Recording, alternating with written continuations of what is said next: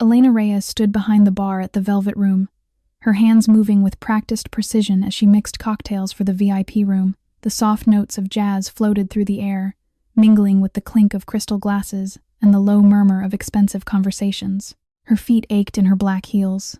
She'd been standing for 6 hours already, and her shift wouldn't end for another 4. But she kept moving. She kept smiling, because that's what you do when you have no choice. The private room glowed with warm amber light. 5 people sat around the mahogany table.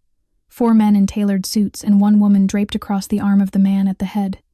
Marcus Blackwood. Elena had heard the whispers. The boss of the South Side. The man who killed without blinking. The man whose eyes were the color of storm clouds and twice as dangerous. She didn't care. She just needed to get through tonight, collect her tips, and go home to try her new cinnamon roll recipe. Bartender. The woman's voice cut through the air like silk wrapped around a blade. Vanessa Monroe. Blonde hair cascading over bare shoulders, red lips curved into a smile that never quite reached her eyes. A special whiskey for Marcus. The 18-year reserve. Elena nodded. Right away, ma'am. She turned to reach for the bottle on the top shelf, and that's when she saw it. The mirror behind the bar reflected everything. Every movement, every secret. Vanessa's hand moved to her ring, an oversized ruby that Elena had noticed earlier. Her fingers twisted the stone, and a small compartment opened. White powder cascaded into Marcus's whiskey glass, dissolving instantly into the amber liquid. Time stopped. The jazz music faded to a distant hum.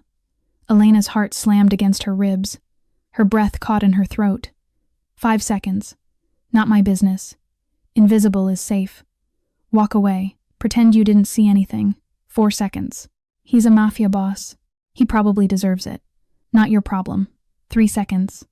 Vanessa pushed the glass toward Marcus. He reached for it. Those gray eyes focused on something one of his men was saying. 2 seconds. You don't know him.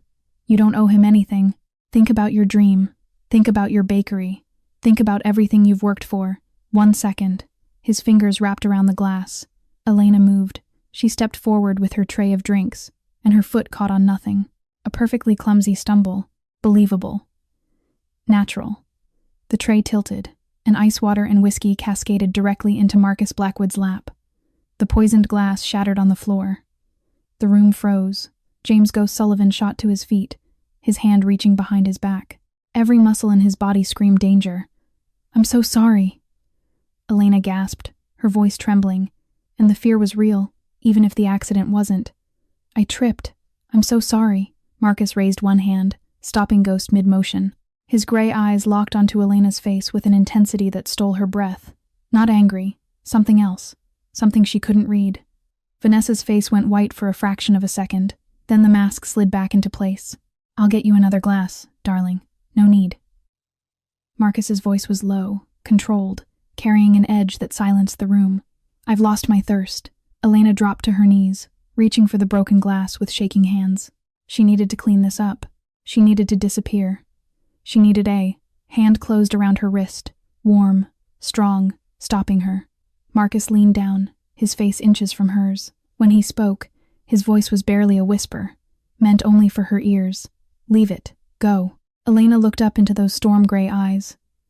For one heartbeat, something passed between them. Recognition. Understanding. A secret shared in silence.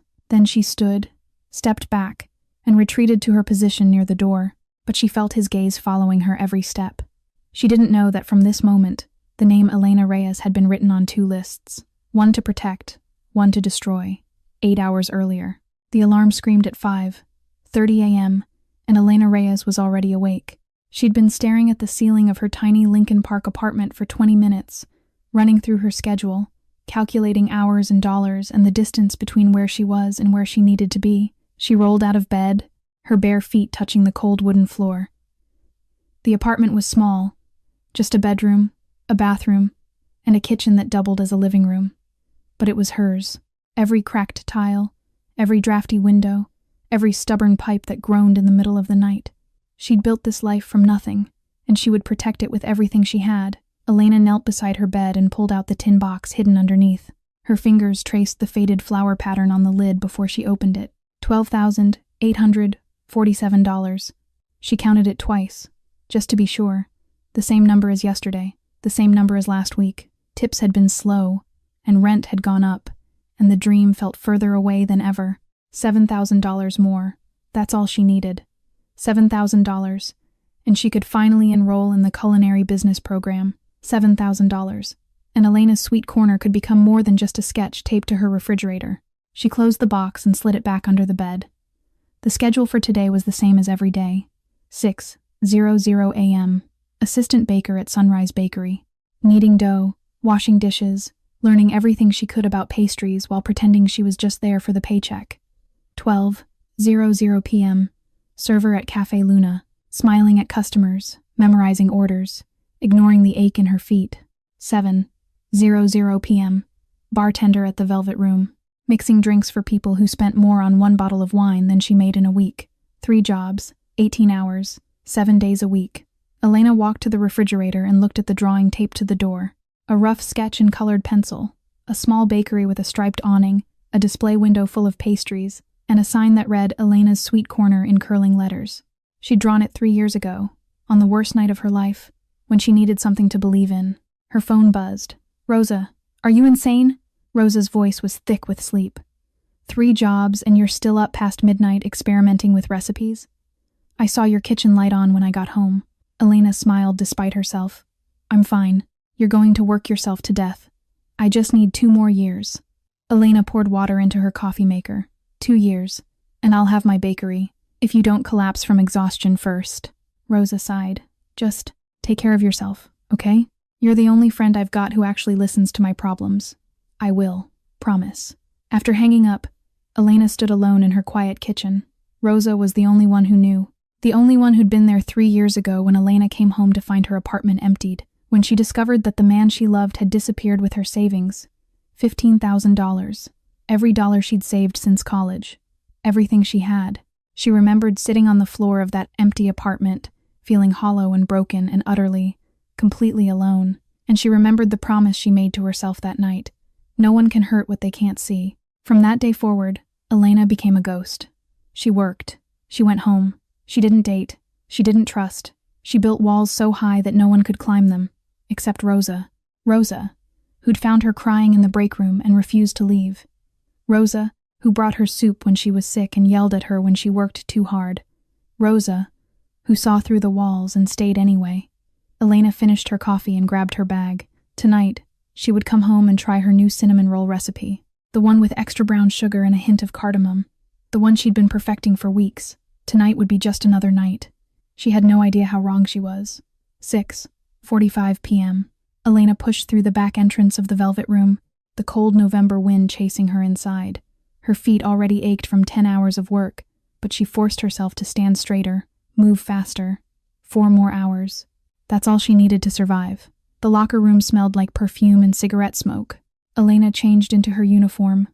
Black button-down shirt, black slacks, black heels that pinched her toes. In this world, bartenders were supposed to blend into the shadows, seen only when needed, invisible the rest of the time. Perfect for her. She was pinning her hair back when Tony Marchetti appeared in the doorway. The manager was a stocky man in his 50s with silver hair and eyes that had seen too much. He ran the Velvet Room like a ship captain, firm, fair, and ruthlessly efficient. Elena, his voice was low. A word. She followed him into the hallway, away from the other staff. We have VIP guests tonight, Tony said, his eyes scanning the corridor to make sure no one was listening. Private room in the back. You're serving. Elena nodded. I know the rules. Don't hear, don't see, don't remember. Tony studied her face for a moment, as if weighing whether she truly understood. Good, because tonight's guest is Marcus Blackwood. The name meant nothing to her. Just another rich man with expensive taste and secrets to hide. Elena had served dozens of them over the past 2 years. They all blurred together after a while. Understood, she said simply. Tony seemed satisfied. He walked away, already barking orders at another server. Elena returned to the locker room to grab her apron. 2 of her co-workers huddled in the corner, their voices hushed but urgent. Did you hear? Blackwood's coming tonight. The Blackwood? Southside boss? The one and only. They say he kills without blinking. Remember what happened to the Marino family last year? But I heard he's fair. Doesn't touch civilians. Has a code or something. A code? A bitter laugh. He's still a killer, code or not. Elena tied her apron and walked past them without a word. Their gossip didn't concern her. Marcus Blackwood could be the devil himself, and it wouldn't change what she needed to do tonight. Mix drinks, collect tips, go home, try the new cinnamon roll recipe. That was her world. Everything else was just noise. She spent the next 45 minutes preparing the special order: 18-year-old whiskey from Scotland, imported vodka from Russia, a rare red wine that cost more than her monthly rent. She arranged everything on polished silver trays, checked her reflection one last time, and headed for the private room. 7:30 p.m. The VIP guests had arrived. Elena pushed open the door with her shoulder, balancing the tray with practiced grace. The room was warm, bathed in amber light from a crystal chandelier. Soft jazz played from hidden speakers. The air smelled like expensive cologne and aged oak. And then she saw him. Marcus Blackwood sat at the head of the table, his back against the wall, positioned so he could see every entrance and exit, a predator's instinct, the kind of awareness that came from years of surviving in a world where death waited around every corner. He was younger than she expected. Mid-30s, maybe. Dark hair cut short. A jaw that could have been carved from granite. And eyes. God, those eyes. Gray like winter storms, cold and sharp and utterly unreadable. A faint scar ran from his temple down to his jawline, pale against his skin. Around him sat 3 men in expensive suits, speaking in low, careful voices. To his right stood a mountain of a man with silver-streaked hair and the stillness of a coiled snake, James Sullivan, though she would later learn everyone called him Ghost. And draped across Marcus's left arm, leaning into him with practiced possession, was a woman, blonde hair like liquid gold, red lips curved into a perfect smile, a black dress that cost more than Elena made in a month. Vanessa. Elena approached the table and set down the drinks with steady hands. She'd done this 1,000 times. Rich and powerful men didn't scare her. They barely registered her existence. But as she placed the whiskey in front of Marcus, her hand trembled. Just slightly. Just enough. His eyes caught the movement. Gray irises lifted to her face. And for one heartbeat, Elena felt like she was standing naked in a spotlight. His gaze didn't linger. Just a flicker. A brief acknowledgement of her existence. But it was enough to make her breath catch. She stepped back, lowered her eyes, and retreated to her position near the door. Just get through tonight, she told herself. Collect your tips. Go home. Make cinnamon rolls. She had no idea that she would never make those cinnamon rolls. She had no idea that in less than 2 hours, she would make a choice that would change everything. Elena watched from her corner of the room, refilling glasses when they emptied, clearing plates when they finished, always moving, always silent, a ghost among the living. The men talked business in low, measured tones. Words like territory and shipment and arrangement floated through the air, but Elena didn't listen. She'd learned long ago that hearing things in this world could get you killed, but she couldn't help watching Vanessa. The woman clung to Marcus's arm like she owned him. Every gesture was calculated. The way she leaned into his shoulder, the way her fingers traced patterns on his sleeve, the way she laughed at things that weren't funny. She was beautiful, undeniably so, the kind of beauty that graced magazine covers and made ordinary women feel invisible. But something was wrong. Elena had spent 3 years learning to read people. Customers who were about to complain, men who wanted more than just a drink, women who smiled while their hearts were breaking. She'd become an expert at seeing what people tried to hide. And Vanessa Monroe was hiding something. Her smile never reached her eyes. Those ice-blue irises remained cold even when her lips curved upward. Her laughter was a half-second too late, her touches too deliberate, her attention too focused on Marcus's every move. She's performing, Elena realized. Every single moment is an act. But why? None of your business, she reminded herself. Rich people played games she couldn't understand. That didn't make it her concern. At 8:47 p.m., Vanessa excused herself to use the restroom. She pressed a kiss to Marcus's cheek, whispered something in his ear that made him nod, and glided out of the room in a cloud of expensive perfume. Elena checked the ice bucket. Nearly empty. She needed to refill it anyway. She slipped out the side door and headed toward the service station. The hallway was dim, lit only by wall sconces that cast long shadows on the marble floor. Her heels clicked softly against the stone, and then she heard it, a voice, low, urgent, coming from around the corner. Tonight, everything is ready. Elena froze. He won't make it to morning. I promise you. Vanessa. That honeyed voice now dripped with something darker, something cold and sharp and deadly. Elena's heart slammed against her ribs.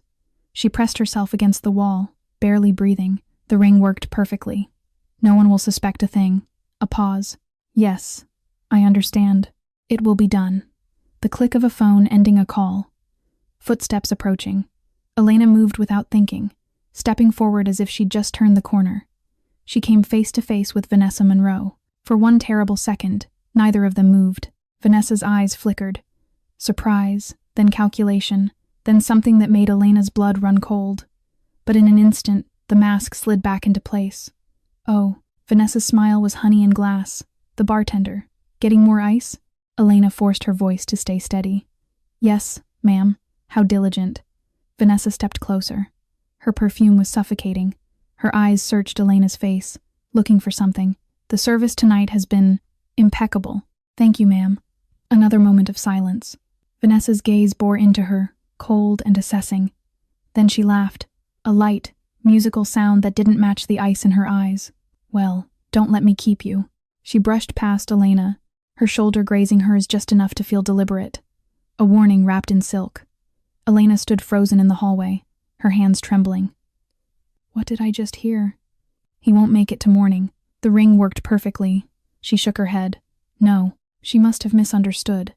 Maybe Vanessa was talking about a business deal, a competitor, something that had nothing to do with the man sitting in that private room. Not my business, not my problem.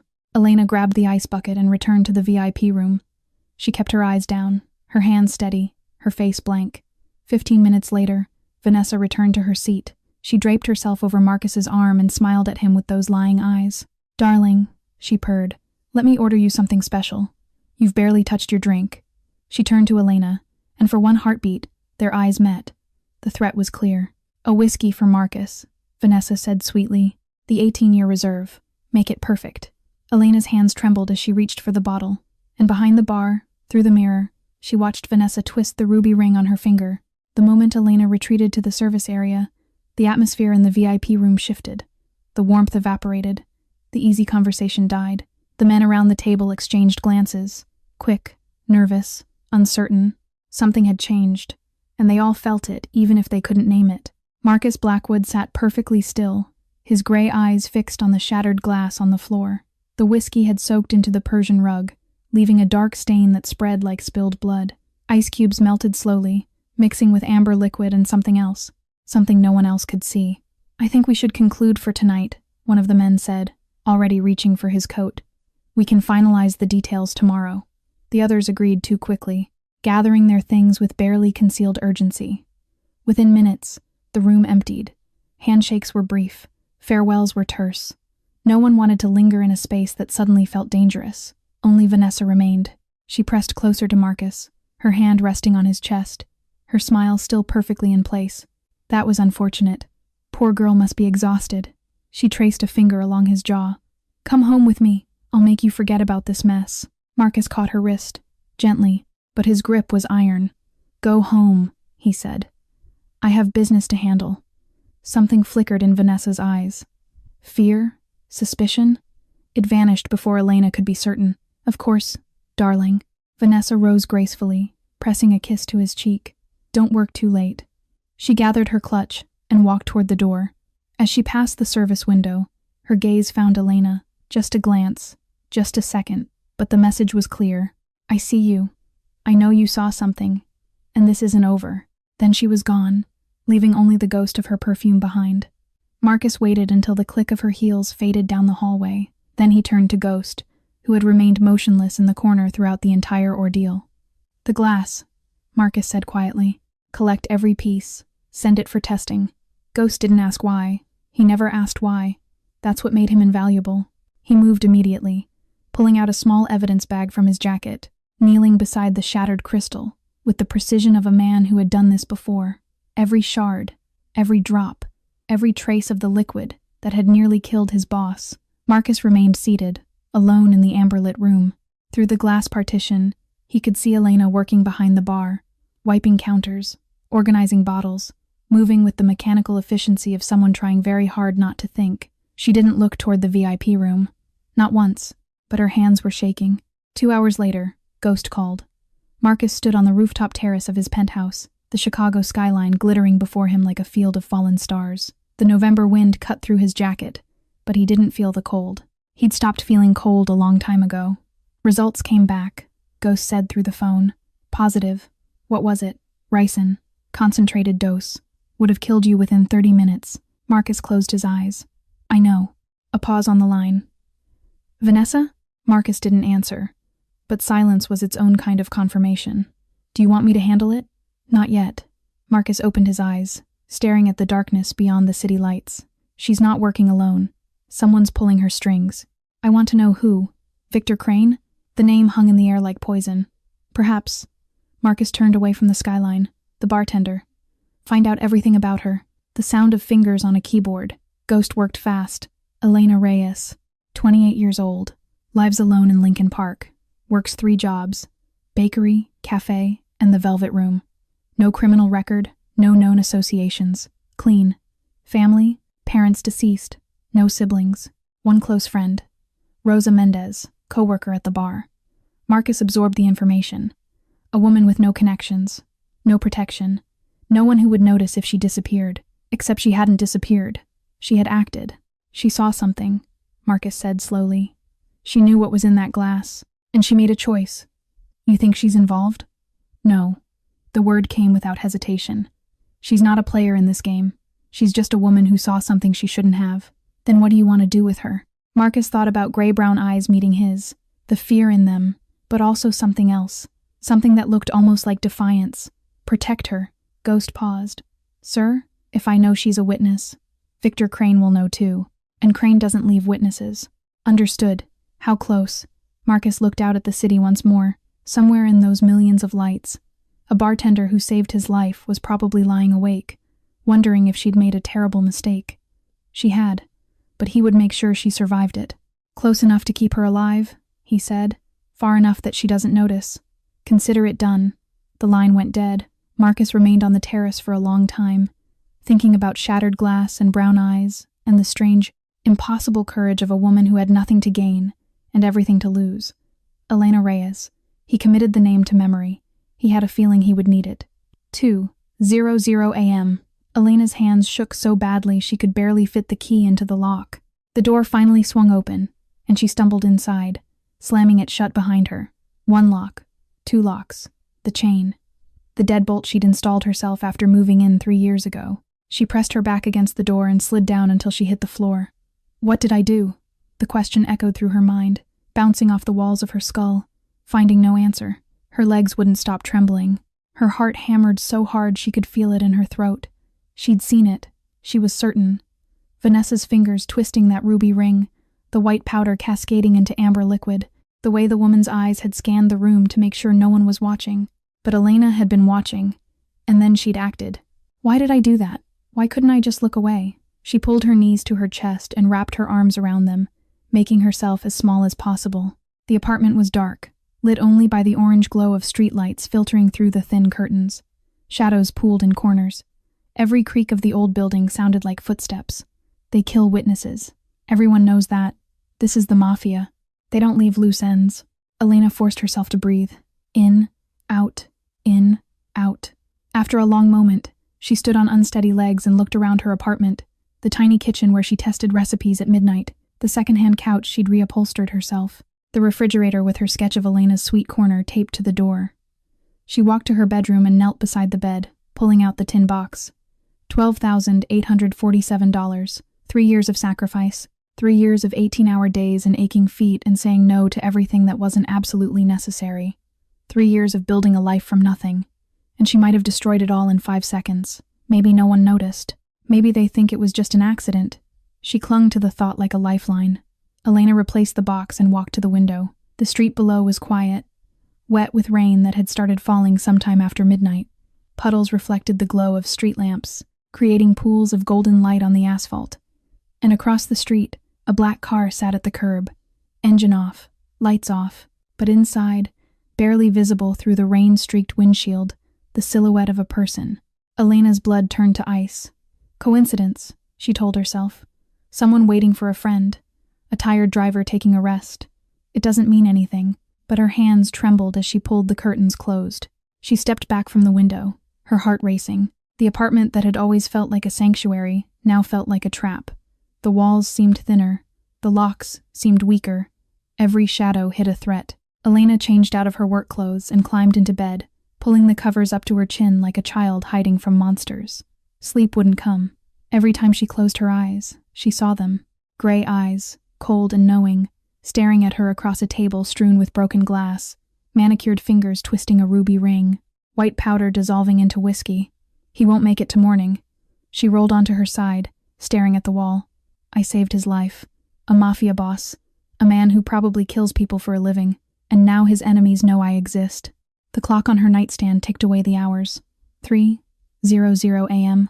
4:00 a.m. 4:30 a.m. At 5:00 a.m., Elena gave up. She threw off the covers and padded to the kitchen in bare feet.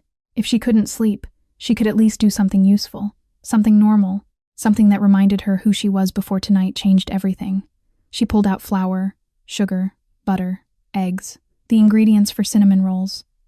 The recipe she'd planned to test last night, before the world tilted on its axis.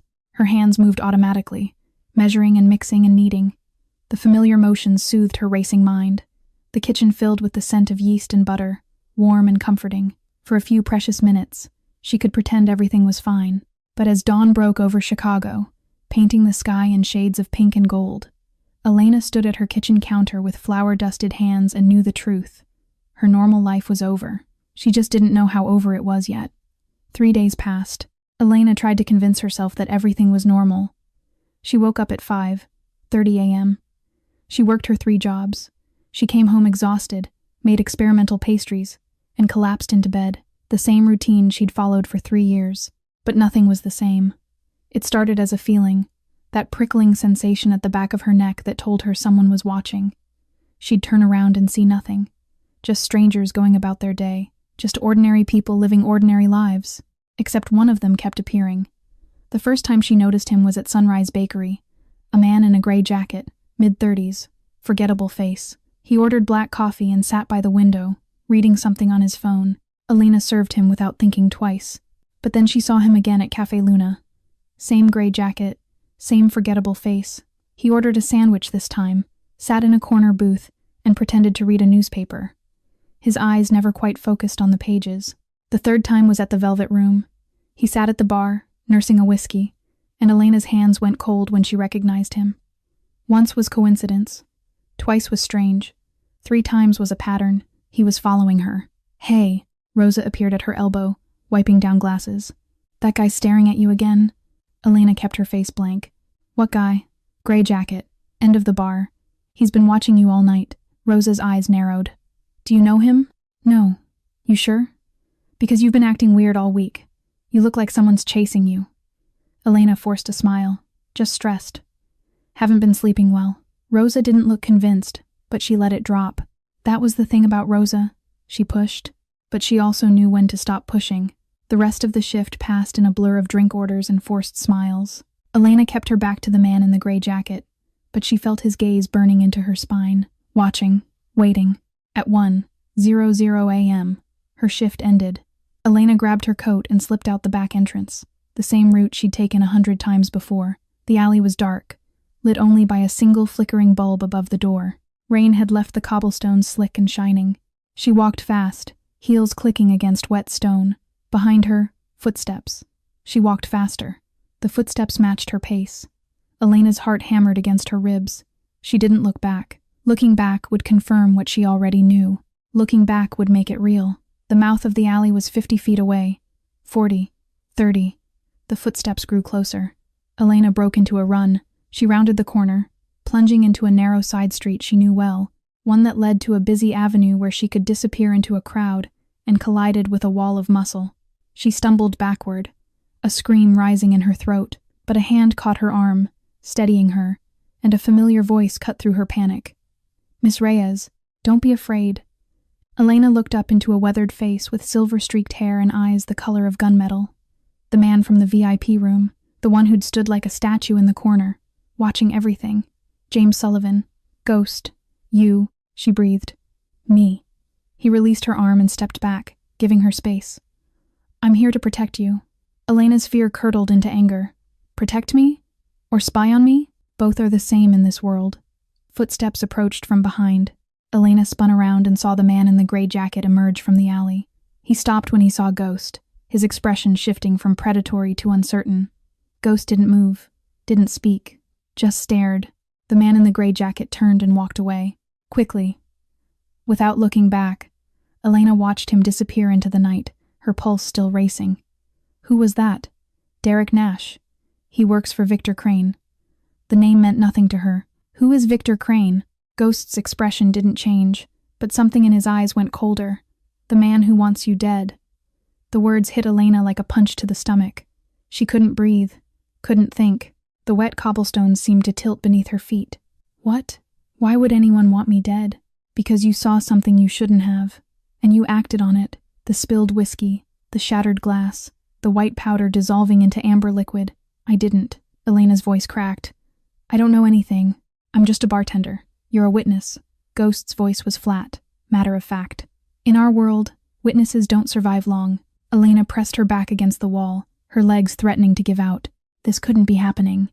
3 days ago, her biggest worry was saving enough money for culinary school. Now someone wanted her dead. What do I do? She whispered. Mr. Blackwood wants to meet with you. Tomorrow. 7:00 p.m. Cafe Milano on Oak Street. And if I don't come? Ghost looked at her with something that might have been pity. Then Derek Nash and his friends will find you, and I won't be there to stop them. He turned and walked away, disappearing into the shadows as silently as he'd appeared. Elena stood alone in the dark street, rain beginning to fall again, and realized that her life had just become infinitely more complicated. 7:00 p.m. Elena stood outside Cafe Milano, her hand frozen on the door handle. She'd spent the entire day debating whether to come. Every instinct screamed at her to run, pack a bag, drain her savings, disappear to another city where no one knew her name. She'd done it before, 3 years ago, when everything fell apart. She'd rebuilt her life from nothing. She could do it again. But Ghost's words echoed in her mind. Derek Nash and his friends will find you, and I won't be there to stop them. Elena pushed open the door. The cafe was warm and intimate, filled with the rich aroma of espresso and the soft murmur of conversation. Small tables dotted the space, occupied by couples sharing desserts and students hunched over laptops. Normal people living normal lives. And in the back corner, watching the entrance with predator's eyes, sat Marcus Blackwood. He looked different tonight. No expensive suit, no entourage of dangerous men, just a black leather jacket over a simple dark shirt, his hair slightly disheveled, a cup of untouched espresso cooling before him. He could almost pass for an ordinary man. Almost. But those eyes gave him away. Gray and sharp and missing nothing. Elena crossed the cafe on unsteady legs and slid into the seat across from him. The table was small, intimate, too close. She could smell his cologne, something dark and subtle, like wood smoke and rain. I don't know anything, she said immediately, before he could speak. I'm just a bartender. I don't know what I saw, and I don't want to be involved in whatever this is. Marcus studied her face for a long moment. His expression was unreadable, carved from stone. You knew enough to save my life. The words hung between them. Elena had no response. That glass you spilled, Marcus continued, his voice low. It contained ricin, enough to kill a man in 30 minutes. If I had taken even one sip, I wouldn't be sitting here right now. Elena's stomach turned. She'd suspected, of course, but hearing it confirmed, spoken aloud in this quiet cafe, made it terrifyingly real. Vanessa, she whispered, is a spy.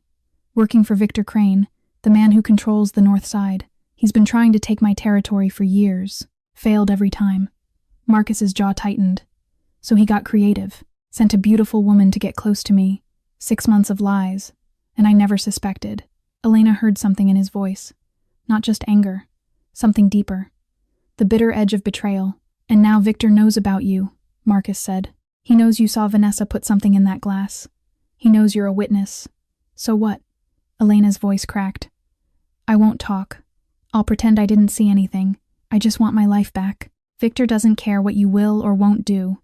In his world, witnesses are loose ends, and loose ends get cut. Elena's hands trembled on the table. Then what am I supposed to do? I have nothing to do with your world. I'm not part of this. You are now. Marcus leaned forward, and for the first time, his voice softened. Just slightly. You saved my life. That makes you my responsibility. Gee. His gray eyes held hers. The man following you, Derek Nash, is Victor's personal assassin. He's killed 17 people that we know of. If my men hadn't been watching you, you'd already be dead. Elena felt the blood drain from her face. 17 people. And he'd been following her. Watching her sleep. Watching her work. Waiting for the right moment. I have a job, she said weakly. 3 jobs. I have an apartment. You have nothing if you're dead. The words were brutal, honest, and absolutely true. Elena stared at the man across from her. The Mafia boss, the killer, the stranger whose life she'd saved on impulse. 3 days ago, she didn't even know his name. Now her survival depended on him. What happens now? She asked quietly. I handle Victor. Until then, you stay somewhere safe. Somewhere he can't find you. For how long? As long as it takes. Silence stretched between them. The cafe buzzed with normal sounds. Laughter, clinking cups, a barista calling out orders. A world that suddenly felt very far away. Elena thought about her tin box under the bed, her sketch on the refrigerator, her dream of Elena's sweet corner. Then she thought about Derek Nash's forgettable face and the way he'd watched her for 3 days without blinking. Okay, she whispered. Marcus nodded once. Something shifted in his expression. Not warmth exactly, but perhaps acknowledgement. Ghost will pick you up tomorrow morning. Pack light. He stood, left a $100 bill on the table, and walked out without looking back. Elena sat alone in the cafe for a long time, watching the steam rise from his abandoned espresso, wondering how 5 seconds of courage had led her here. At the same moment Elena was leaving Cafe Milano, 30 miles north. A different kind of meeting was taking place. Victor Crane's mansion sat on a hill overlooking Lake Michigan, a monument to old money and new blood. The estate had been built by a railroad baron a century ago, all Gothic spires and shadowed corridors. Victor had taken it as payment for a debt 15 years back. The previous owner had been found floating in the lake a week later. The study was paneled in dark mahogany, lit by a single lamp that cast long shadows across the Persian carpet. Taxidermied animals lined the walls. A wolf, a bear, a mountain lion frozen mid-snarl. Trophies from hunts that Victor had grown bored of years ago. Hunting men was far more interesting. Victor sat behind his massive desk, swirling a glass of brandy, listening to Derek Nash's report with the patience of a spider watching a fly struggle in its web. He was 52 years old, silver-haired and elegant, with the kind of face that belonged on a senator or a CEO. Only his eyes betrayed what he truly was. Pale blue and utterly empty, like holes cut into a mask. Blackwood knows about Vanessa, Derek said. He stood at attention, military straight, his voice flat. He had the glass tested, found the ricin. Victor didn't react. Not a flicker of anger, not a trace of disappointment. That was what made him terrifying. Other men raged and threatened. Victor simply calculated. And the bartender? He's protecting her. Had Ghost intercept me last night. She's meeting with him right now. Victor took a slow sip of brandy. The amber liquid caught the lamplight, glowing like liquid gold. How inconvenient. The door opened, and Vanessa slipped inside. Gone was the confident seductress from the velvet room. Her makeup was smudged, her hair disheveled, her eyes red-rimmed. She crossed the study with her head bowed and sank to her knees before Victor's desk. I'm sorry. Her voice trembled. I failed. The bartender... I didn't see her watching. I thought I was careful.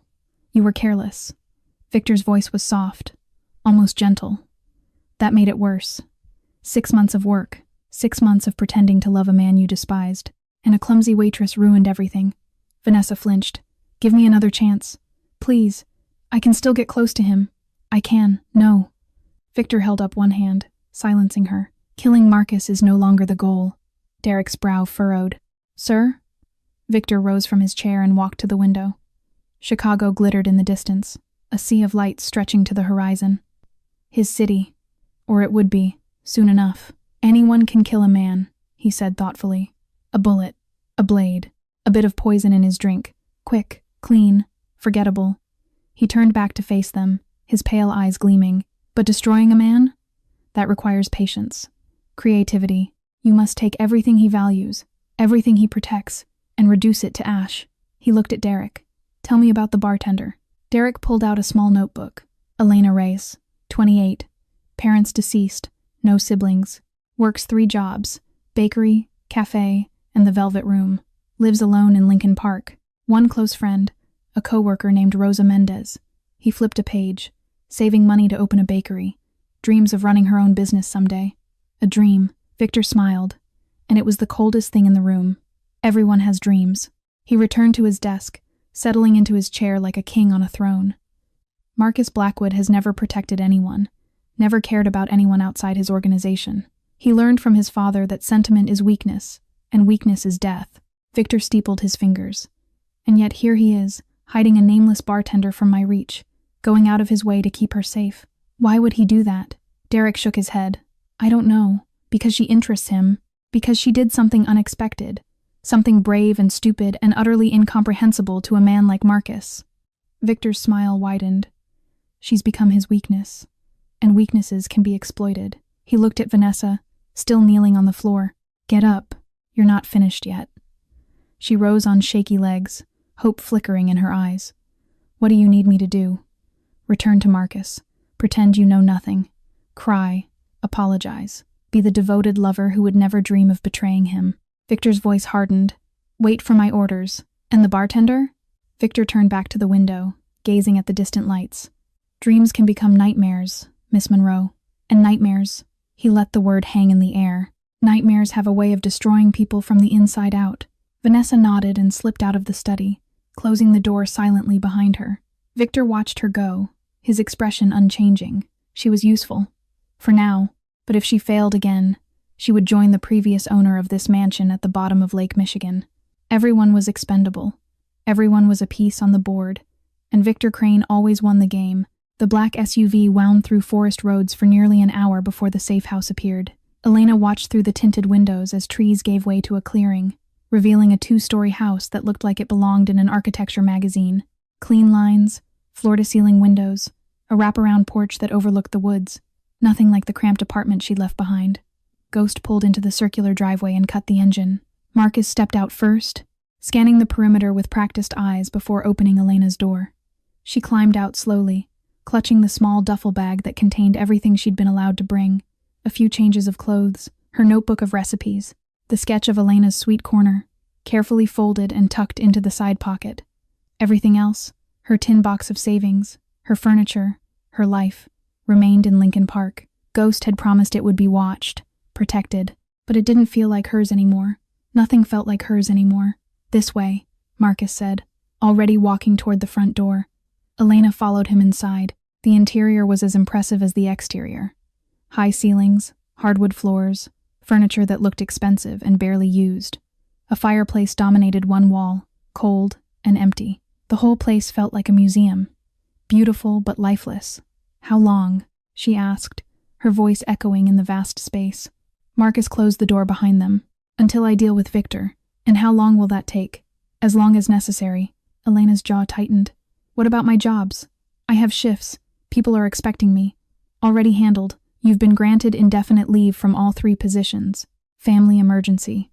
She spun to face him, anger flaring in her chest. You had no right to do that. Those are my jobs, my life. You can't just I can. Marcus's voice was calm, unbothered by her fury.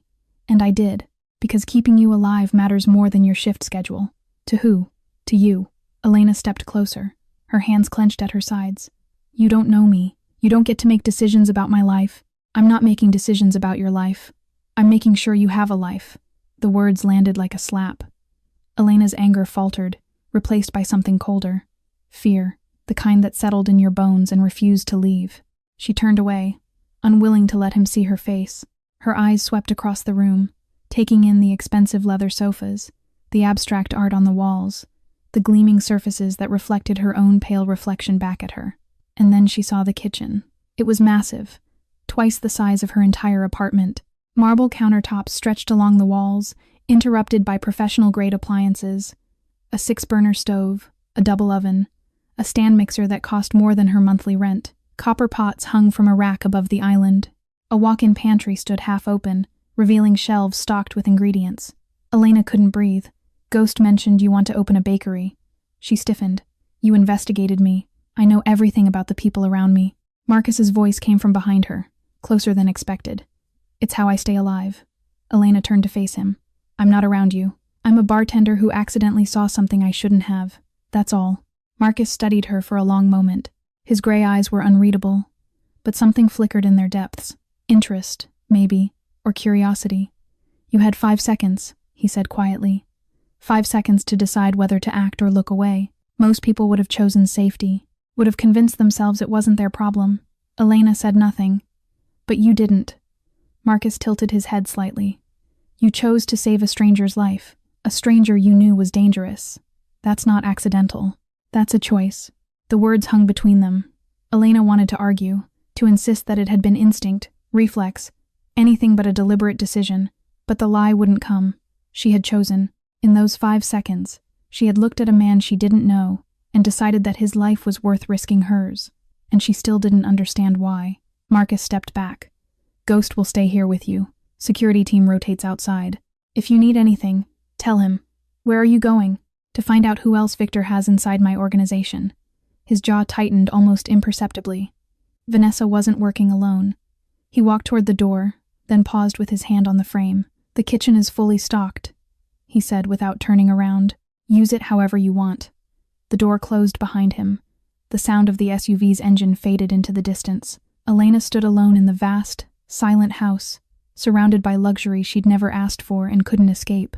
Her eyes drifted back to the kitchen. The gleaming appliances, the marble counters, the copper pots hanging like promises. For the first time in days, something other than fear stirred in her chest. It wasn't much, just a flicker, but it was enough. The first day, Elena didn't leave her room. She lay on the unfamiliar bed, staring at the ceiling, counting the hours as they crawled past. The room was beautiful. Cream walls, a plush duvet, windows overlooking the forest, a cage made of silk and sunlight. Ghost knocked twice, once to offer breakfast, once to check if she was still breathing. Both times, Elena didn't answer. She thought about Rosa, probably wondering why Elena had vanished without a word. She thought about her apartment, empty and silent, waiting for a tenant who might never return. She thought about the tin box under her bed, holding 3 years of dreams that suddenly felt impossibly far away. By nightfall, hunger gnawed at her stomach, but she ignored it. Hunger was easier to bear than facing the reality of what her life had become. The second day, something shifted. Elena woke at dawn, her body refusing to stay still any longer. She padded downstairs in bare feet, moving through the silent house like a ghost. The security team was invisible, somewhere outside, watching the perimeter. Only Ghost remained indoors, seated at the dining table with a newspaper spread before him. He looked up when she entered, said nothing, returned to his reading. Elena opened the refrigerator. It was packed. Butter, eggs, cream, fresh fruits. 3 different types of flour lined the pantry shelves. Vanilla extract, cinnamon, nutmeg, cardamom, everything she could possibly need, and more. I didn't know what you liked, Ghost said without looking up, so I bought everything. Elena stared at the abundance before her. Her hands trembled. Not from fear this time, but from something else. Something that felt almost like hope. She pulled out the butter, the eggs, the flour, and she began to bake. 3 hours later, the smell of cinnamon rolls filled every corner of the house. Ghost appeared in the kitchen doorway, drawn by the aroma like a moth to flame. Elena placed a warm roll on a plate and slid it across the counter to him. He took a bite, chewed. His weathered face transformed, eyes widening with genuine surprise. Damn, he muttered through a mouthful of pastry. You need to open that bakery for real. Elena smiled, the first real smile in what felt like years. After that, the kitchen became her sanctuary. She baked every day, pouring her fear and frustration. Chocolate croissants with perfectly flaky layers, apple pie with a lattice crust that gleamed golden brown, red velvet cupcakes topped with cream cheese frosting. Each creation was better than the last. Refined by repetition and desperation, the security team discovered her talents quickly. Men who carried guns and spoke in clipped, professional tones started lingering near the kitchen around mid-afternoon, hoping to catch the next batch as it emerged from the oven. Elena pretended not to notice, but she always made extra. Marcus came every evening. He arrived after dark, stayed for a few hours to handle business with Ghost, then disappeared before dawn. Elena learned to recognize the sound of his SUV pulling into the driveway, the heavy tread of his footsteps on the porch. And every night, without fail, he stopped by the kitchen. What is it today? Elena looked up from the tart she was glazing. Marcus stood in the doorway, still in his coat, shadows clinging to him like old friends. He looked tired, the kind of tired that sleep couldn't fix. Lemon tart. She cut a slice and placed it on the counter. "Want to try it?" He sat down on one of the island stools. A strange sight. This dangerous man in a domestic space, surrounded by the scent of sugar and citrus. He picked up the fork and took a bite. Silence. He took another bite, then another. The slice disappeared without a word. Elena crossed her arms. You could say whether it's good or bad. Silence isn't feedback. Marcus set down the fork. His gray eyes met hers, and for just a moment, the walls behind them seemed thinner. Good. One word. Just one. But from a man who measured every syllable, who revealed nothing he didn't have to, it felt like a complete review. Elena turned back to her work, hiding the warmth that spread through her chest. "There's more if you want it." Marcus didn't answer. But when she glanced back, he was cutting himself a second slice. Elena woke at 2:00 a.m., her mind refusing to quiet.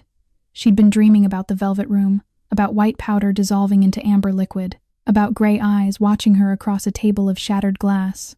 The dream had no ending, just the same moment playing over and over, an endless loop of 5 seconds that had changed everything. Sleep wasn't coming back. She knew the feeling too well. Elena wrapped herself in a cardigan and padded downstairs, expecting the empty silence of a sleeping house. Instead, she found the kitchen already occupied. Marcus sat at the island, alone in the darkness. No lights, no sound, just the faint glow of moonlight through the windows and a glass of whiskey untouched before him. He didn't move when she entered, but she knew he was aware of her presence.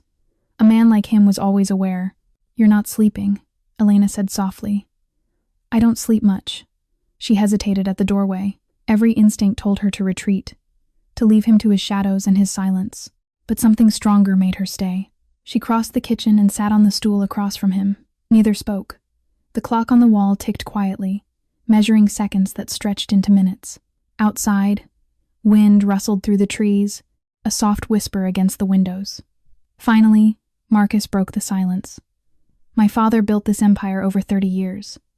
His voice was low, distant, as if he were speaking to himself rather than to her. He was ruthless, cruel, when he needed to be, killed men with his own hands and slept soundly every night." Elena listened, barely breathing, but he was my father. Marcus's jaw tightened. He raised me, taught me everything I know, how to read people, how to spot weakness, how to survive in a world where everyone wants what you have. He lifted the whiskey glass, swirled the liquid, set it down without drinking.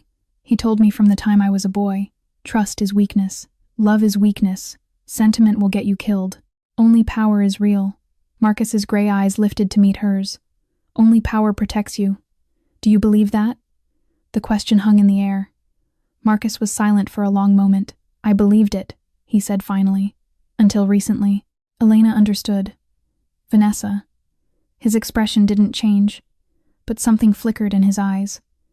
Pain, maybe, or rage, or both, tangled together so tightly they couldn't be separated. 6 months. I led her closer than anyone has been in years.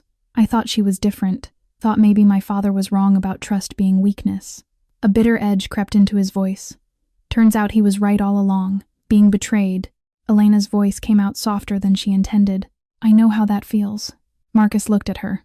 Really looked, for the first time since she'd sat down. His gaze was curious, searching. 3 years ago, Elena said, the words coming slowly, like stones dragged from deep water. "I was with someone. We'd been together since college. I trusted him completely, loved him completely." She stared at the countertop, unable to meet Marcus's eyes. "I came home one day and everything was gone. My furniture, my jewelry, my savings. $15,000. Everything I'd saved since I started working." Her voice cracked slightly. "He'd cleaned out my bank account and vanished, left a note saying he'd met someone else. Someone better." Silence. Then Marcus spoke, his voice quieter than before. "That's why you live like a ghost." Elena's head snapped up. "What?" "You try to be invisible. You work 3 jobs but have no social life, no relationships. You don't let anyone close." His gray eyes held hers. "I recognized it because I do the same thing." Elena stared at him. The Mafia boss, the killer, the man whose world was built on violence and power. And yet, in this moment, he seemed less like a monster and more like a mirror. 2 people who had been broken by betrayal. 2 people who had built walls so high no one could climb them. Two people sitting in a dark kitchen at 2:00 a.m., unable to sleep because trust had become a foreign language they'd forgotten how to speak. "We're not so different," Elena whispered. Marcus didn't answer, but something in his expression shifted, the ice cracking, just slightly, just enough to reveal something warmer beneath. He lifted his whiskey glass and finally took a sip. "No," he said quietly. "I suppose we're not." The study on the second floor had been converted into a war room. Maps covered the walls. Chicago divided into territories, color-coded by allegiance, red for Marcus, blue for Victor, gray for neutral zones that could shift with a single wrong move. Photographs were pinned alongside the maps. Faces, locations, surveillance shots taken from a distance. Marcus stood at the center of it all. Ghost at his right side. 3 other trusted men arranged around the table. The air was thick with tension and cigarette smoke. Victor won't stop. Marcus's voice cut through the silence. "Vanessa failed, but he'll try again. Different method, different angle. We can't keep playing defense." Ghost nodded slowly. "What do you want to do? Attack first." The men exchanged glances. One of them, a broad-shouldered man named Donovan, leaned forward. "How? Victor's fortified. His mansion is a fortress. And after the failed hit, he'll be expecting retaliation. I don't want to kill him." Marcus's gray eyes were cold, calculating. "I want to destroy him. There's a difference." "The council," Ghost said, understanding dawning in his voice. "Exactly." Marcus moved to the map, tracing a finger along the boundary between his territory and Victor's. "The 5 families have rules, agreements that keep the peace. Victor broke those rules when he tried to assassinate me. But the council needs proof," another man pointed out. "Vanessa's word means nothing. She'll deny everything. We have the toxicology report, the ricin in the glass. That proves someone tried to poison you, not that Victor ordered it." Marcus was silent for a moment. Then his gaze shifted to the window, toward the kitchen below where the faint scent of baking still lingered. "The bartender," he said quietly. "She saw Vanessa put the poison in my drink. She saw the ring with the hidden compartment." Ghost straightened. "You want her to testify?" "She's the only eyewitness. Her testimony links Vanessa directly to the attempt, and Vanessa links back to Victor." Donovan shook his head. "A civilian? In front of the council? They'll eat her alive." "Not if I'm there." Marcus's voice left no room for argument. "But I won't force her. It has to be her choice." He left the study without another word. Elena was in the kitchen, as he knew she would be. Flour dusted her forearms, and she was rolling out dough with focused precision. A batch of croissants sat cooling on the counter, golden and perfectly layered. She looked up when he entered. Something in his expression must have warned her, because her hand stilled. "I need your help," Marcus said. Elena set down the rolling pin. "With what?" He crossed to the island and stood across from her, separated by marble and flour and the weight of everything unspoken between them. "Testimony. In front of the council. The heads of the 5 families that control this city. If you tell them what you saw that night, describe the ring and how Vanessa used it, we can prove Victor violated the peace accords." Elena's face paled. "You want me to stand in front of Mafia bosses and accuse one of them of attempted murder?" "Yes." "Are you insane?" "Possibly." Marcus didn't blink. "But it's the only way to end this without a war. The council has rules. If Victor is found guilty, he loses his territory, his power, everything. And if they don't believe me, they will. You have no reason to lie, no allegiance to me or anyone else. That's what makes you credible." Elena stared at him, her chest rising and falling with shallow breaths. He could see the fear in her eyes, and beneath it, something else. Calculation. She was weighing the risks, measuring the possibilities. "If I do this," she said slowly, "it's over? Victor goes away? I get my life back?" "Yes." Silence stretched between them. The clock ticked. Outside, a bird sang, oblivious to the weight of the moment. "I need time to think," Elena finally said. Marcus nodded. "Take whatever time you need." He turned to leave, then paused at the doorway. Something made him look back. Maybe the vulnerability in her eyes, or the way her hands trembled slightly against the countertop. "Elena." She looked up. "You don't have to do this. If you say no, I'll find another way. This isn't an order, it's a request." For a long moment, she simply stared at him, and Marcus realized, with a strange twist in his chest, that she was seeing something she hadn't seen before. A choice. A real one. Perhaps the first he'd ever truly given her. Victor Crane was not a patient man. He stood at the window of his study, watching the sun set over Lake Michigan, painting the water in shades of blood and gold. 3 weeks had passed since the failed assassination. 3 weeks of watching Blackwood move freely through the city, while Vanessa reported nothing useful. 3 weeks of waiting for an opportunity that refused to appear. Patience was a virtue, but virtues were for men who had already won. "Report," he said without turning around. Derek Nash stood at attention near the door, his face expressionless. "The bartender is still at the Lake Forest safe house. Ghost never leaves her side. Security rotates every 6 hours. Getting to her is impossible without starting a war. Then we don't get to her directly." Victor turned from the window, his pale eyes gleaming in the fading light. "Blackwood is preparing something. I can feel it. He's not the type to hide behind walls and wait. He's planning to strike. The council? Most likely. He'll try to use the poison as evidence, turn the families against me." Victor's lips curved into a cold smile. He needs more than a toxicology report. He needs a witness. The bartender. Precisely. Which is why she's so well protected. Victor moved to his desk, running his fingers along the polished surface. But everyone has weaknesses. Even ghosts. Derek shifted slightly. "What do you want me to do?" "The bartender has no family, no husband, no children." Victor pulled a photograph from a folder on his desk and slid it across to Derek. "But she does have a friend." Derek picked up the photograph. A woman with dark curly hair and a bright smile, caught mid-laugh outside a coffee shop. "Rosa Mendez. Co-worker at the Velvet Room," Victor continued. "They're close. Very close. The kind of friend who would do anything for each other." A slow smile spread across Derek's face. "You want me to take her. I want you to send a message, one that our bartender can't ignore." That night, Rosa Mendez left the Velvet Room at 11:30 p.m. She walked the same route she always did, down Michigan Avenue, through the small park, into the alley that served as a shortcut to her apartment building. The streetlights flickered overhead, casting pools of orange light on the wet pavement. She never saw them coming. 2 men emerged from the shadows behind a dumpster. Before Rosa could scream, a hand clamped over her mouth, another arm wrapped around her waist. She kicked, thrashed, tried to bite the fingers, pressing against her lips. It made no difference.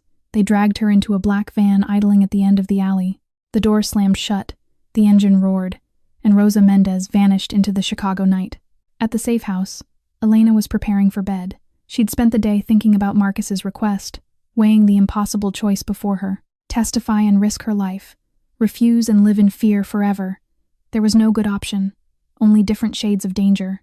Her phone buzzed on the nightstand. Elena picked it up, expecting a notification from one of her social media accounts. Instead, she found a message from an unknown number. An image loaded on the screen. Rosa, her best friend, her only friend, bound to a chair, rope bit into her wrists. Duct tape covered her mouth. Her eyes were wide with terror, tears streaming down her cheeks. Elena's heart stopped. Another message appeared. "Want your friend to live? Warehouse 47 South Side. Come alone. Tell Blackwood and she dies." The phone slipped from Elena's trembling fingers. This was her fault. Rosa was innocent. Rosa had nothing to do with any of this. But because of Elena, because of one split-second decision in a VIP room, her best friend was going to die. Unless Elena did something. She looked toward the door. Ghost was downstairs, watching television. The security team patrolled outside, their flashlights occasionally sweeping past the windows. They were here to protect her, to keep her safe, but they wouldn't let her leave. If she told them about Rosa, they would try to handle it themselves. And the message was clear. Tell Blackwood, and she dies. Elena closed her eyes, her body shaking with fear and guilt and desperate determination. She had made a choice once before, 5 seconds that changed everything. Now she had to make another. She looked at the window, at the darkness beyond, at the forest that stretched between the safe house and the road, and she made her decision. Elena waited until the house fell silent. She sat on the edge of her bed, fully dressed, watching the minutes crawl by on the clock. 1:00 a.m., 2:00 a.m., 2:30 a.m. Each second felt like an eternity, weighted with the image of Rosa's terrified face burned into her mind. At 2:45 a.m., she pulled out a piece of paper from the nightstand drawer and began to write. "Marcus, I'm sorry. I can't let Rosa die because of me. She's innocent. This is my fault, and I have to fix it. Don't look for me. Elena." She folded the note and placed it on the pillow where someone would find it. Her hands trembled, but her resolve was steel. The security shift changed at 3:00 a.m. Elena had watched the pattern for days. 15 minutes of overlap while teams briefed each other, all attention focused on the front of the property. The back of the house would be vulnerable for a narrow window. It was enough. At 2:58 a.m., Elena crept down the hallway to the bathroom at the rear of the house. The window was small but not impossible. She'd measured it with her eyes a dozen times. She climbed onto the toilet, unlatched the window, and pushed it open. Cold November air rushed in, carrying the scent of pine and frost. Below, darkness waited. Elena didn't hesitate. She squeezed through the frame, her jacket catching on the latch, and dropped. The fall was longer than expected. She hit the bushes hard, branches scratching her face and hands, the impact knocking the breath from her lungs. For a moment, she lay there, gasping. Then she ran. The forest was a maze of shadows and whispers. Elena crashed through underbrush, branches whipping at her arms, roots threatening to trip her with every step. She ran until her lungs burned, until the safe house disappeared behind walls of trees, until she finally burst onto the main road. A gas station glowed half a mile ahead. Elena stumbled toward it, her breath coming in ragged gasps, and used a payphone to call a taxi. The driver gave her a strange look when she climbed into the back seat. A woman alone at 3:30 a.m., disheveled and wild-eyed, asking to go to South Side. But he didn't ask questions. In Chicago, people learn not to ask questions. Elena pressed her forehead against the cold window, watching the city slide past. What am I doing? They're going to kill me. But then she saw Rosa's face again. The tears, the terror, the duct tape pressed against her mouth. I can't let her die because of me. I can't. The warehouse district loomed ahead. Abandoned buildings and empty lots. The kind of place where bad things happen to good people and no one heard the screams. 4:30 a.m. The taxi dropped her at the corner. Elena paid with crumpled bills from her pocket and stepped out into the darkness. The driver sped away without a backward glance, eager to escape this place. Warehouse 47 stood at the end of a gravel road, a hulking shadow against the pre-dawn sky. Broken windows stared down like empty eyes. Rust streaked the metal walls. A single light glowed faintly from inside. Elena approached the entrance. The door hung open, an invitation into darkness. She stepped inside. "I'm here!" Her voice echoed through the cavernous space, swallowed by shadows. "Rosa, where are you?" For a moment, only silence answered. Then, the lights blazed on. Elena threw up a hand to shield her eyes, blinded by the sudden brightness. When her vision cleared, she saw Derek Nash standing 20 feet away, a smile spreading across his face like an oil slick. The brave bartender. His voice dripped with mock admiration, or maybe the stupid one. Hard to tell the difference sometimes. "Where's Rosa?"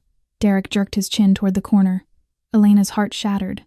Rosa was there, bound to a metal chair, ropes cutting into her wrists and ankles, duct tape covering her mouth. Her eyes were red and swollen from crying. When she saw Elena, she screamed behind the tape, shaking her head frantically. "No, go, run." But Elena couldn't run. Not anymore. "Let her go," Elena said, her voice steadier than she felt. "She has nothing to do with this." "You're right," Derek shrugged. "She's just bait." And it worked beautifully. Footsteps echoed behind her. Elena spun around as a figure emerged from the shadows at the far end of the warehouse. Silver hair, expensive suit, eyes as pale and empty as a frozen lake. Victor Crane smiled. "Miss Reyes," he said, his voice smooth as silk wrapped around a blade. "We finally meet." Victor Crane moved like a predator, circling wounded prey. His footsteps echoed through the warehouse as he walked a slow circle around Elena, his pale eyes cataloging every detail. The scratches on her face from the forest, the dirt on her clothes, the fear she couldn't quite hide behind her mask of defiance. "So this is the woman who ruined 6 months of careful planning," he said, his voice soft and contemplative. "I expected someone more. Remarkable." Elena stood frozen, her heart hammering against her ribs. Behind her, she could hear Rosa sobbing through the duct tape. In front of her, Derek watched with the patient stillness of a man who had done this many times before. "Tell me, Miss Reyes." Victor stopped in front of her, close enough that she could smell his cologne. Something expensive and suffocating.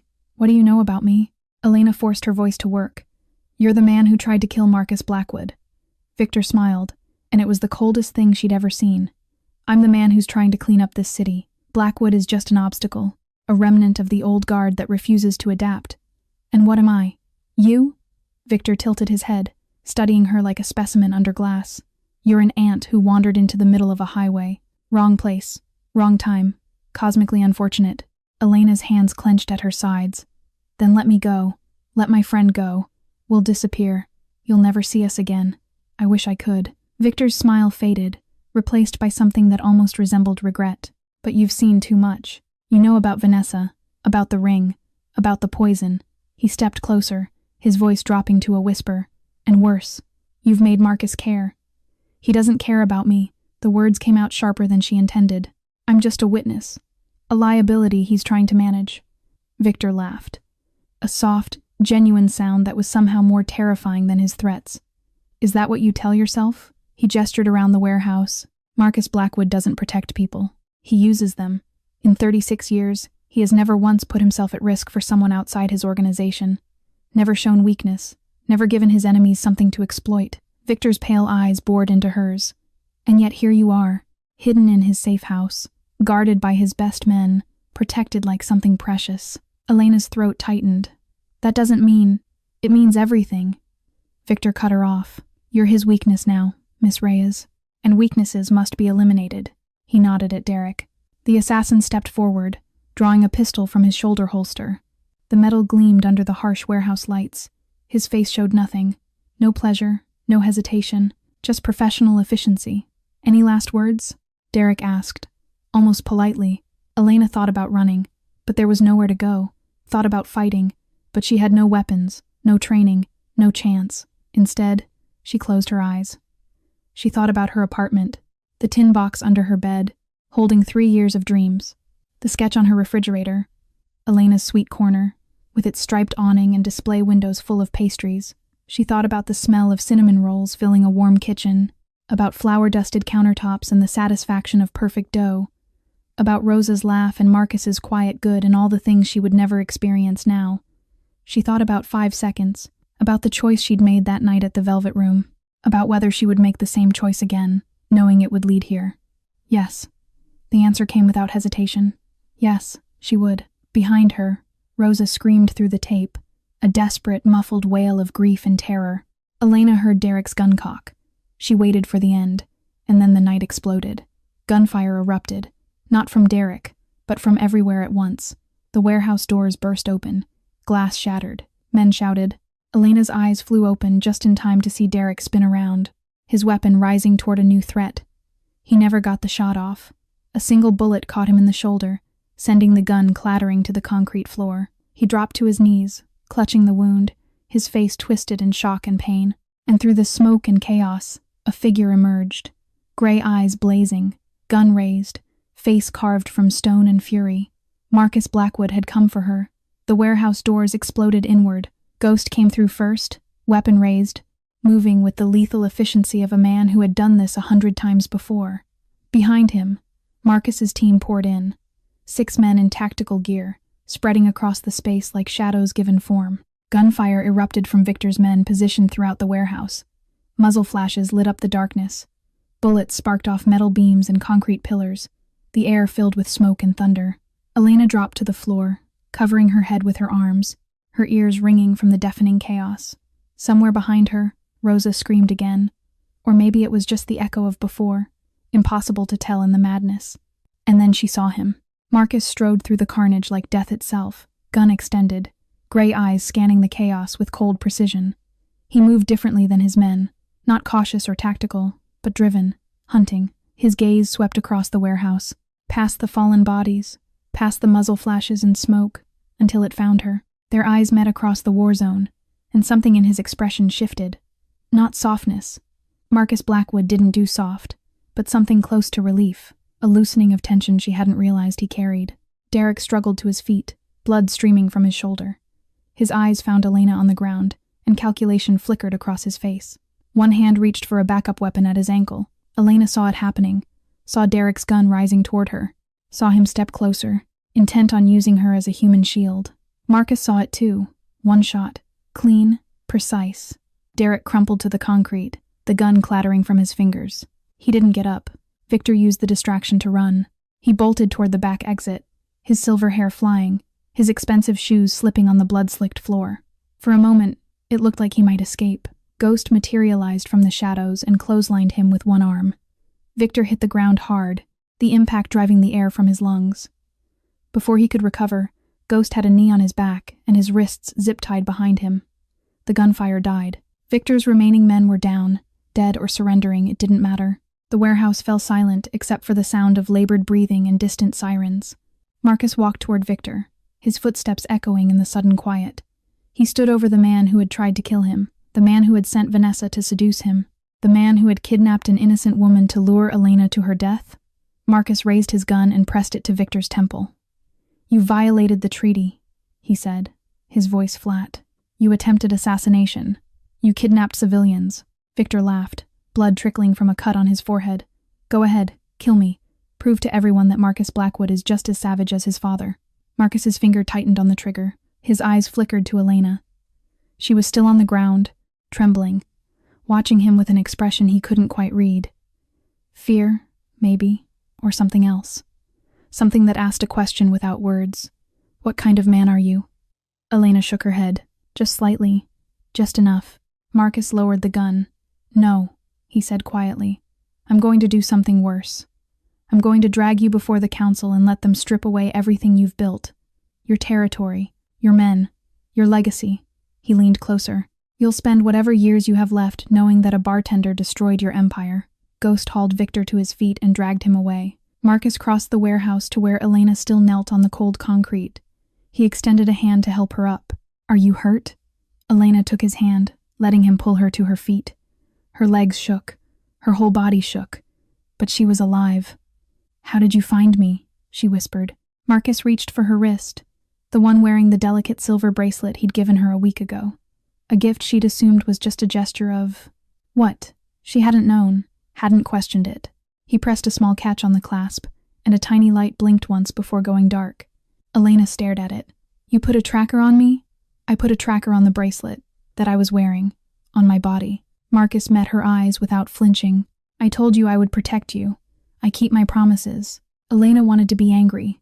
She should be angry. He had monitored her location without her knowledge or consent, treated her like a possession to be tracked rather than a person to be trusted. But she was standing here, alive, because he had found her, and Rosa was alive too. Ghost's men were already cutting her bonds, helping her to her feet, wrapping a blanket around her shaking shoulders. Elena looked at the bracelet, then at Marcus, then at Rosa, stumbling toward her with tears streaming down her face. She didn't know whether to slap him or thank him, so she said nothing at all. The hospital room smelled of antiseptic and cheap flowers. Rosa lay in the narrow bed, an IV drip attached to her arm, monitors beeping softly in the background.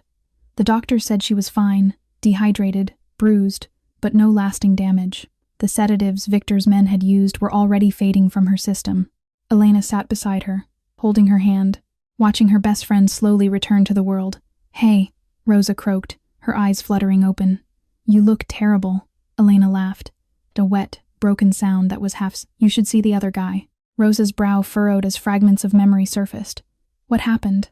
"I remember leaving work. Then, nothing. Just darkness. And then you were there. You were kidnapped." Elena squeezed her hand tighter. "Wrong place, wrong time. Random thing. They wanted money, I guess. But you're safe now." The lie tasted bitter on her tongue, but it was necessary. Rosa didn't need to know about mafia bosses and assassination attempts and the dangerous world Elena had stumbled into. She didn't need that weight. "You came for me." Rosa's eyes glistened with tears. "How did you even know where I was?" "Instinct." "That's not an answer. It's the only one I have." Rosa stared at her for a long moment. Then she reached out and pulled Elena into a fierce hug, ignoring the IV tugging at her arm. "You're insane," she whispered into Elena's hair. "Completely, absolutely insane." "I know, but I love you so much." Elena held her friend tight, breathing in the familiar scent of her shampoo beneath the hospital smell. "I love you too." 3 days later, Victor Crane stood before the council. The meeting took place in a neutral location, an old mansion in the Gold Coast district, owned by none of the 5 families but respected by all. Elena had never seen anything like it. 5 men sat at a curved table, their faces carved from stone and shadow. Behind them stood soldiers, advisors, witnesses to history. Marcus presented his evidence with cold precision, the toxicology report confirming ricin in the whiskey, Vanessa's ring, recovered from her apartment, its hidden compartment still containing traces of the poison, photographs, documents, a paper trail of betrayal, and Elena's testimony. She stood before the most dangerous men in Chicago and told them what she had seen. Her voice trembled, but she didn't stop. She described Vanessa's hand twisting the ruby ring, the white powder falling into amber liquid, the phone call in the hallway about someone who wouldn't survive until morning. When she finished, silence filled the room. The council deliberated for less than an hour. Victor Crane was found guilty of violating the peace accords. His punishment: complete forfeiture of territory, exile from Chicago. If he ever returned, his life was forfeit. Vanessa was handed over to Marcus for judgment. He looked at her. The woman who had shared his bed for 6 months, who had whispered lies against his skin, who had tried to murder him with a smile on her face. "Leave the city," he said flatly. "Tonight, if I ever see you again, you die." Vanessa didn't argue. She didn't beg.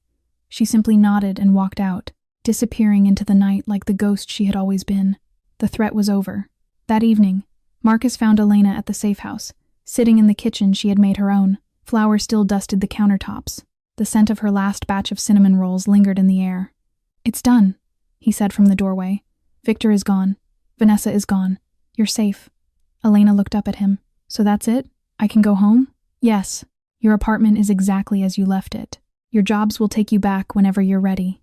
He paused. "Your life is your own again." Elena stood slowly, crossing the kitchen to stand before him. The man who had terrified her, protected her, confused her. The man whose gray eyes had learned to soften, just slightly, when they looked at her. "So this is goodbye?" she asked quietly. "This is the end of our arrangement." Marcus's jaw tightened almost imperceptibly.